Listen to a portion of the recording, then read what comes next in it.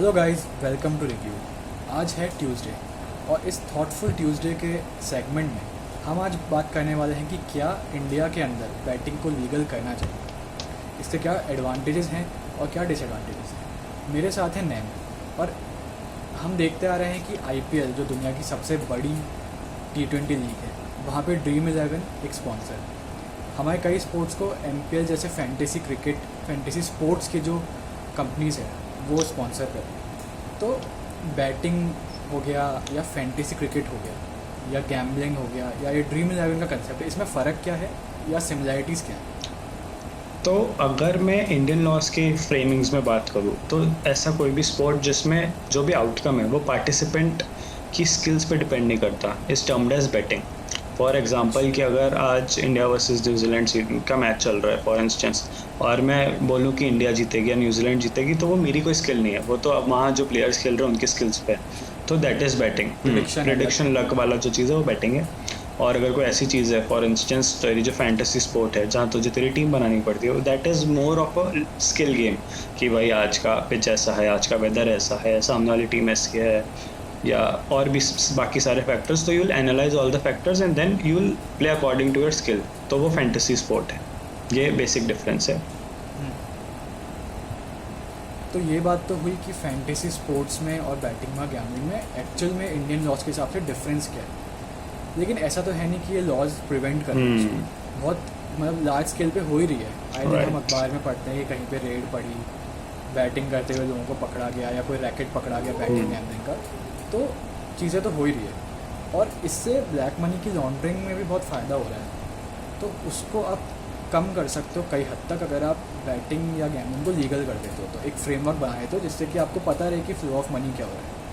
Right कि अगर आप बैटिंग को लीगलाइज करोगे तो ऑब्वियसली टैक्स रिटर्न्स बहुत ज़्यादा हैं इसके। फॉर इंस्टेंस अगर आप ये कंपेयर करना चाहो तो 2013 का डेटा है कि केवल 130 करोड़ एक कसिनो ने रेवेन्यू दिया था स्टेट गवर्नमेंट को, गोवा की स्टेट गवर्नमेंट को। तो जस्ट इमेजिन कि अगर बैटिंग लीगलाइज हो जाती है, और हमारे यहाँ पे वैसे भी बहुत बैटिंग होती है। अगर मैं एक स्टैट बोलूँ तो 80% अडल्ट जो हैं इंडिया में वो बैटिंग करते हैं ऑफ एनी काइंड की। मतलब अगर मैंने मेरे दोस्त से भी बैटिंग कर ली जिप विच इन्वॉल्व्स मनी, तो वो भी काइंड ऑफ बैटिंग है। तो वो पूरे साल भर में 80% से ज़्यादा इंडियन अडल्ट्स बैटिंग करते हैं एक बार तो एटलीस्ट। तो अगर आप लीगलाइज कर दोगे इस चीज़ को तो आप कितना ज़्यादा टैक्स रेवेन्यू जनरेट कर सकते हो, which will be very helpful. सही बात है। अगर आपने दोस्त से बैटिंग करी और उसको पैसे दिए तब वो लीगल होगा क्योंकि कोई पैसे नहीं देता है और देखा है तो।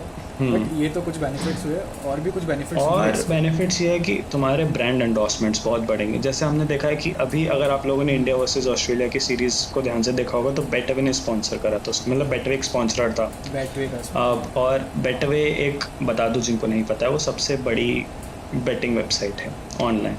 अब उस बेटिंग वेबसाइट ने बहुत सारी ये फुटबॉल क्लब्स टीम्स को, फॉर इंस्टेंस कुछ ऐसी टीम्स जो ला लीगा में खेलती है, कुछ ऐसी टीम्स जो प्रीमियर लीग में खेलती है, which is high stake leagues, उसमें खेलती है, उन टीम्स को स्पॉन्सर करा हुआ है। तो ऑब्वियसली इससे बहुत एडवांटेज होगा, प्लस एम्प्लॉयमेंट जनरेशन बढ़ेगा इससे।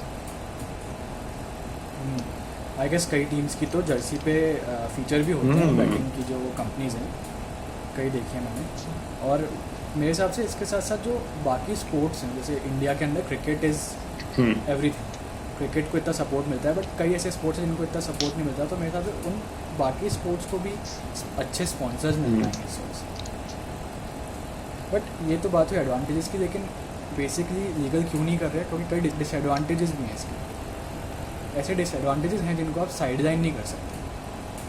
तो फॉर एग्जांपल कि जैसे फिक्सिंग हो गया तुम्हारा, अब अगर तुम लोग बैटिंग को लीगलाइज कर दोगे तो जिनके हाथों में मनी पावर है वो ऑब्वियसली फिक्सिंग कर सकते हैं। और फिक्सिंग करके वो पैसा जनरेट कर सकते हैं बहुत सारा। और इंटीग्रिटी ऑफ स्पोर्ट ख़त्म हो जाती है अगर। और ये भी है ना कि यार अगर बैटिंग लीगलाइज है और कोई टीम आउट ऑफ नोवेयर जीत गई, हार गई, तो तुम लोग उसको हर बार ब्लेम करो कि यार ये फिक्स्ड है। सही बात है, आज भी ब्लेम करते ही हैं।